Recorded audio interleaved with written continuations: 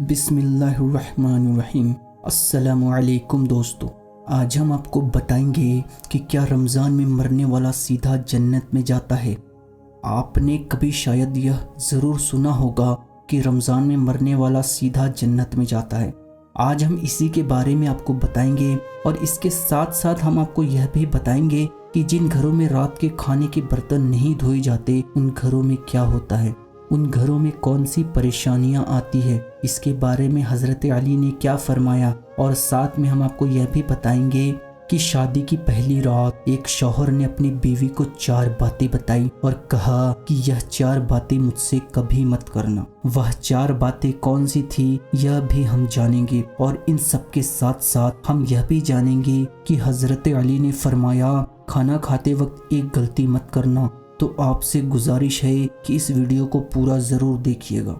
दोस्तों, अक्सर लोगों के दिमाग में यह सवाल आता रहता है कि क्या रमज़ान में मरने वाला सीधा जन्नत में जाता है और उसे कब्र में अजाब नहीं होता। तो दोस्तों, यह बात सच है कि इंसान रमज़ान में इंतकाल कर जाए, जिस शख्स की रमज़ान में मौत हो जाए उससे कब्र का हिसाब किताब भी नहीं होगा और अल्लाह पाक मैदान महशर में उसके साथ बहुत आसानी फरमाएगा।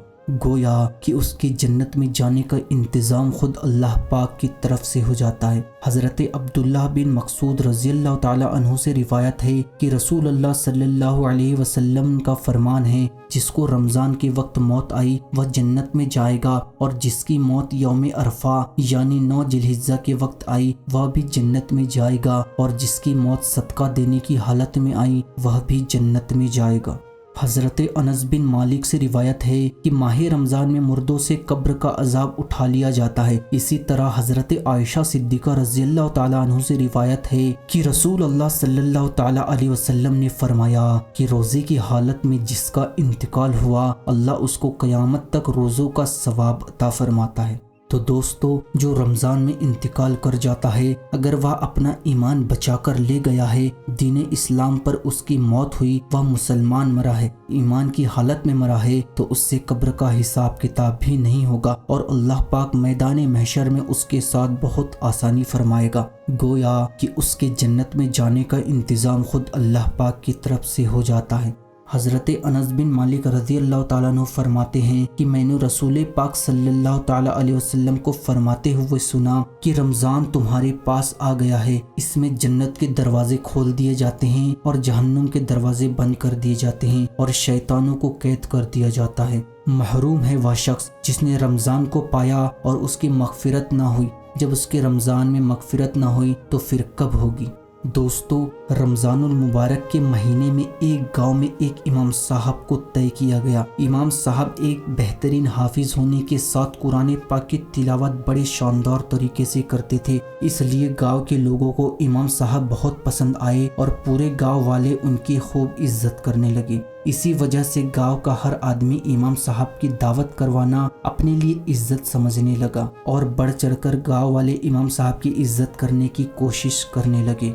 इसी वजह से गांव में इमाम साहब की खाने की बारी लग गई। रमज़ान का महीना था और गांव के एक आदमी ने बड़े शौक से इमाम साहब की अपने घर में दावत करवाई। दस्तरखान को तरह तरह के खाने से सजाया गया। इमाम साहब ने खाना खा लिया तो खुश होकर घर वालों को दुआएं देते हुए वहां से चले गए। दोस्तों, जब इमाम साहब वहां से चले गए तो उसके बाद उस शख्स की बीवी दस्तरखान को समेटने के लिए आई तो उसे याद आया कि उसने दस्तरखान के पास कुछ पैसे रखे थे जो वह भूल गई थी। उसने जल्दी से अपने उन पैसों को ढूंढा तो वह पैसे वहां नहीं मिले। उसने इधर उधर ढूंढा मगर उसको वह पैसे कहीं नहीं मिले। उसके बाद जब उसका शौहर नमाज पढ़कर वापस घर आया तो उसकी बीवी ने सारा वाकया अपने शौहर को बताया। शौहर ने भी कहा कि मुझे भी उन पैसों के बारे में कुछ नहीं पता, यानी शौहर ने भी यही कहा कि उसको भी नहीं मालूम कि वह पैसे कहाँ हैं। थोड़ी देर गौर करने के बाद उन्होंने सोचा कि आज इमाम साहब के अलावा हमारे घर में कोई नहीं आया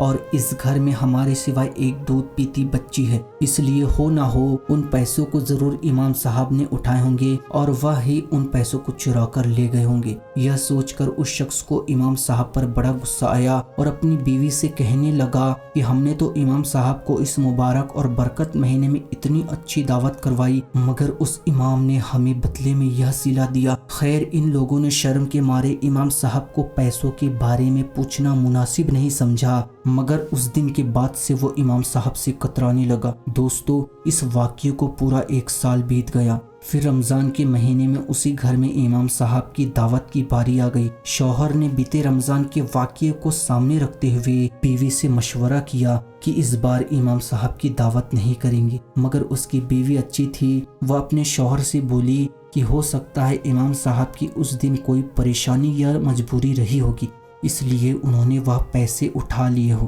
ہمیں ان کو معاف کر دینا چاہیے اور اس بار بھی ان کی دعوت کرنی چاہیے۔ دوستو شوہر نے اپنی بیوی کی بات مان لی اور امام صاحب کو اس بار بھی دعوت کروائی۔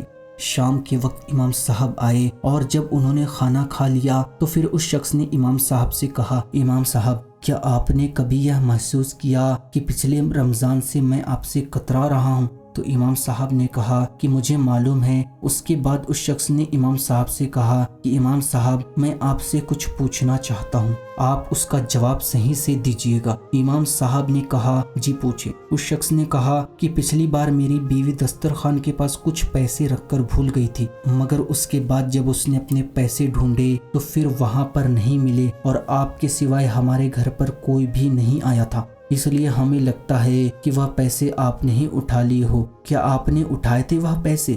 تو یہ سن کر امام صاحب نے فوراً جواب دیا کہ جی ہاں وہ پیسے میں نے ہی اٹھائے تھے۔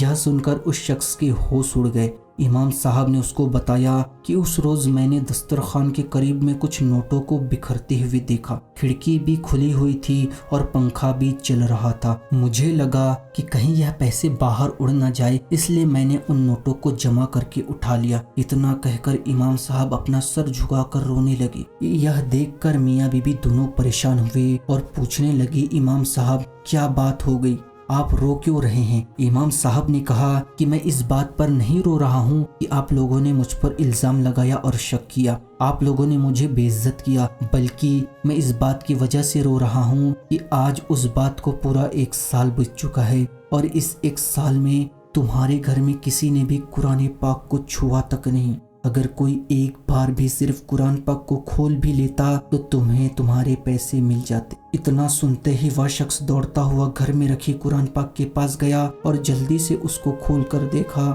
تو قرآن پاک میں وہ سارے پیسے موجود تھے۔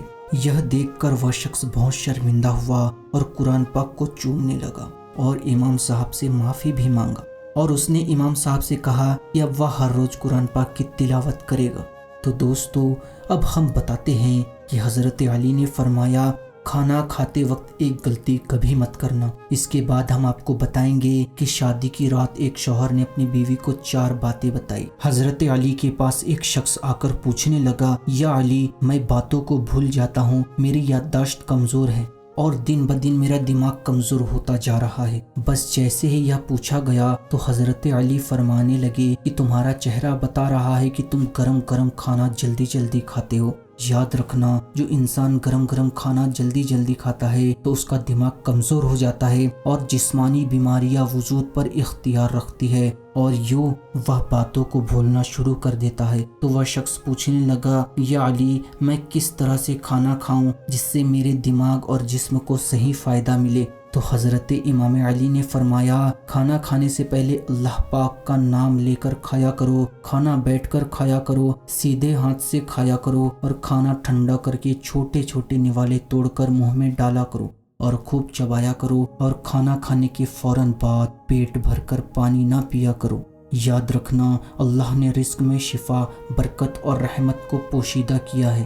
جو انسان صحیح طریقے سے کھانا کھاتا ہے اور کھانے کے بعد اللہ کا شکر ادا کرتا ہے تو وہ کھانا اس کے جسم کے لیے شفا بھی بن جاتا ہے اور دوا بھی بن جاتا ہے اور برکت اور رحمت کی ضمانت بھی بن جاتا ہے۔ تو دوستو اب ہم آپ کو بتاتے ہیں کہ شادی کی پہلی رات شوہر نے اپنی بیوی کو 4 باتیں بتائی۔